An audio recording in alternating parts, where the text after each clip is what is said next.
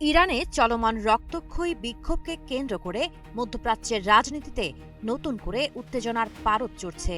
দেশটির ভয়াবহ অর্থনৈতিক সংকট, লাগাম ছাড়া মূল্যস্ফীতি এবং মুদ্রার অবমূল্যায়নের প্রতিবাদে সাধারণ মানুষ রাস্তায় নামলেও পরিস্থিতি এখন শুধু অভ্যন্তরীণ ইস্যুতেই সীমাবদ্ধ নেই।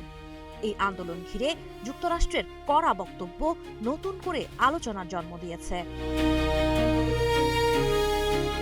মার্কিন সিনেটর লিন্ডসে গ্রাহাম ফক্স নিউজকে দেয়া এক সাক্ষাৎকারে সরাসরি হুঁশিয়ারি উচ্চারণ করে বলেন, ইরানের সর্বোচ্চ নেতা আয়াতুল্লাহ আলী খামেনি যদি নিজ জনগণের ওপর সহিংস দমন চালিয়ে যান, তাহলে প্রয়োজনে মার্কিন প্রেসিডেন্ট ডোনাল্ড ট্রাম্প তাকে হত্যা করতেও দ্বিধা করবেন না।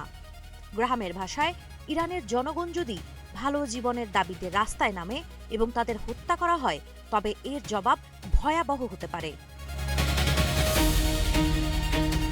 গ্রাহামের এই মন্তব্যকে কেন্দ্র করে আন্তর্জাতিক মহলে শুরু হয়েছে তীব্র বিতর্ক। অনেক বিশ্লেষক একে ইরানের অভ্যন্তরীণ রাজনীতিতে সরাসরি হস্তক্ষেপের ইঙ্গিত হিসেবে দেখছেন। একই সঙ্গে তিনি দাবি করেন, ইরানে যে পরিবর্তনের ঢেউ উঠেছে তা মধ্যপ্রাচ্যের ইতিহাসে একটি বড় মোড় নিতে পারে।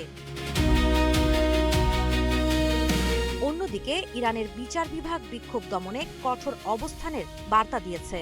দেশটির প্রধান বিচারপতি গোলাম হোসেন মোহসেনি এজেই স্পষ্ট করে বলেছেন, যারা দাঙ্গা, সহিংসতা বা নেতৃত্ব দিচ্ছে তাদের কোনো অজুহাত গ্রহণযোগ্য নয়।